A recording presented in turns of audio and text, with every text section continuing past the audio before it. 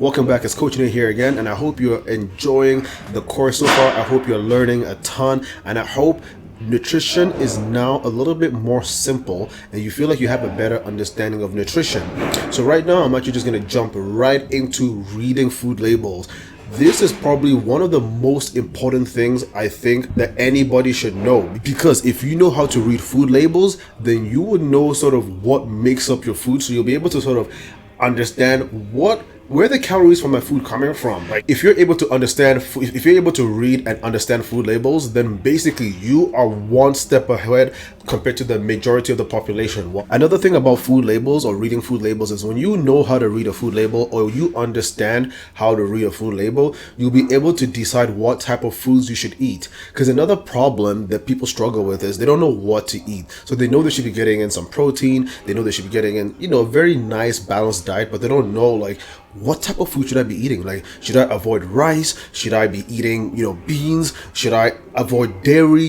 It's quite confusing. But the thing is, if you understand how to read food labels, then this will make decision making a lot easier. It'll also help you with grocery shopping, because when you go grocery shopping, before you put something in your cart, you can look at the nutritional label and, decide, is this something I want to eat? Is this something that works for you? If you're able to read a food label, you'll be able to know, for example, is this a low fat meal? Is this a high protein meal? Is this a low sugar meal, etc? Because sometimes there's some foods that say like low sugar, but some people don't even know. It just says low sugar, but how do you even know if it's actually low sugar? And sometimes if it's low sugar, it can be high in fat. Sometimes if it's if it's low fat, it can be high in sugar. So that's another thing too. When you're able to read food labels, you can now look at this thing that says, hey, it's low fat. And you can look at the back and look, hey, it's low fat. But then if you see that the sugar content is high, then you still stay away from it. Or if it says low sugar but the fat content is high,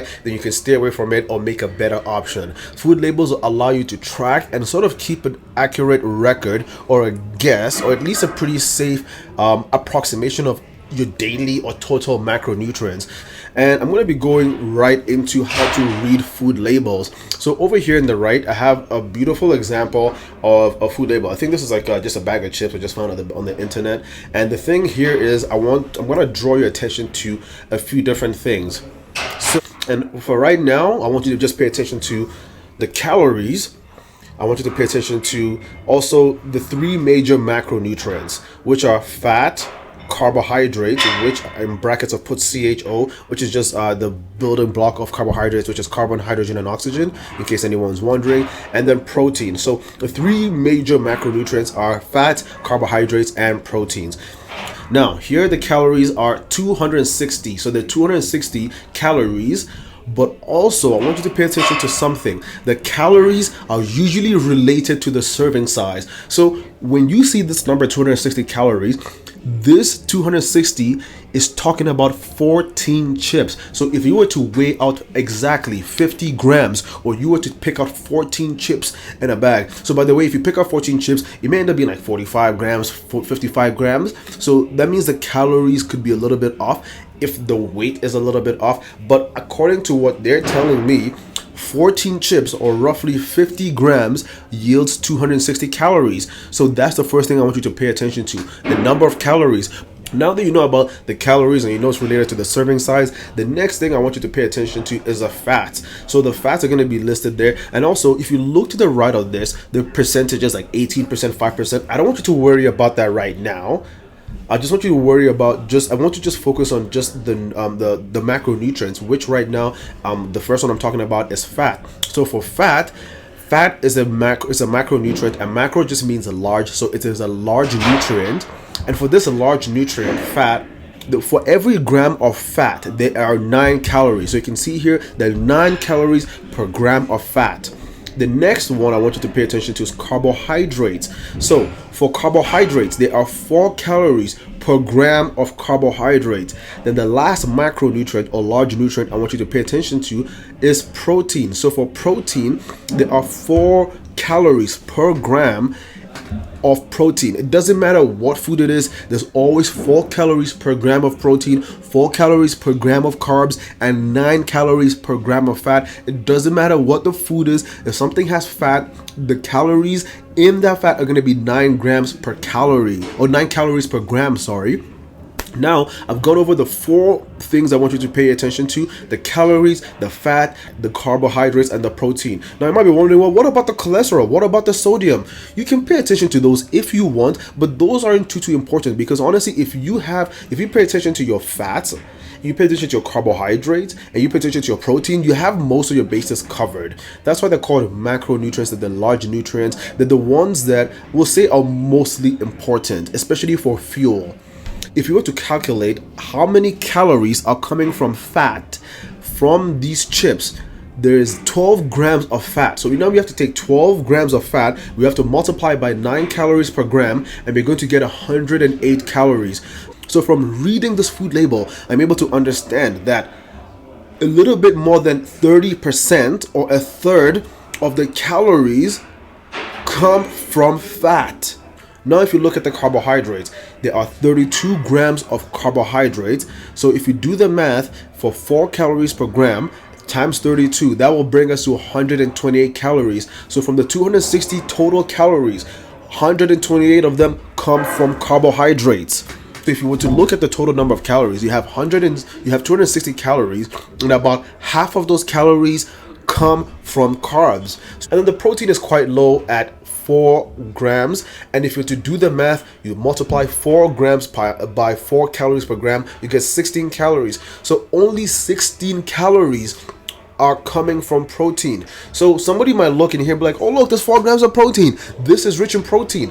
No, it's not rich in protein, because if you look at the calculations, there's only 16 calories coming from protein, 128 coming from carbs, and 108 coming from fat. So if you're to look at this right now, just from this food label, we can see, okay, you know what? The serving size is 14 chips or 50 grams, and that's where the 260 calories come from. Okay, so now I know what the 260 calories. So if I wanted to eat one serving size, I gotta make sure it's about 50 grams or about 14 chips. And if I do that, I'm gonna eat 260 calories. Those 260 calories, 108 calories come from fat. 128 calories come from carbohydrates or carbs, and then 16 calories come from protein. Now, if I add these numbers together, it brings me to a total of 252, which is actually 8 calories less than what it's actually saying on here. Now, the thing is, sometimes this happens quite a bit. Sometimes when you actually do the math, the number may be a little bit over, it can be a little bit slightly under, but at least you have an understanding of where the calories are coming from, and that's how you're able to empower yourself. So just by reading food labels, you basically get to understand where your calories are coming from. You understand if you should be putting this type of food in your shopping bag. Now, I also understand that if I was to eat this, I'm eating 260 calories, and I know where I'm coming from. So if I had a protein intake requirement that I needed to hit, I've only got about 4 grams. So it's kind of, you start getting an idea of how many macros or how many macronutrients you're eating, or how much macronutrients you're eating, which actually brings me into macros. So you might hear the word macros or macronutrients tossed out quite a bit. And the thing is, if you're able to calculate the macros that you need to be eating, you're able to figure out how to put yourself in a caloric surplus or caloric deficit or maintenance if need be.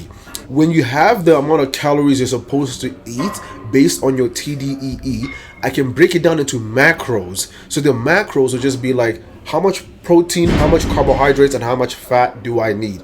And once again, there's 9 calories per gram of fat, there's 4 calories per gram of of protein, there's 4 calories per gram of carbohydrates. So if I wanted to figure out how many grams of carbs should I be eating, I can figure that out if I have my calories. If I don't have my calories, it's going to be hard for me to figure out how much carbohydrate should I be eating, how much fat should I be eating, how much protein should I be eating. But if I know how many calories I should be eating based on my TDEE, then I can figure out how many macros. And if I know how many macros, then I can look at the food label and look, okay, from this food, I'm going to be getting X amount of protein, X amount of carbs, X amount of fat, and I can track my current meal intake and see where I'm missing and see where I'm missing. How much carbs do I need to eat until I meet my carbohydrate requirements? How much fat do I need to eat until I reach my fat requirement? How much protein do I need to eat before I reach my protein requirement for the day?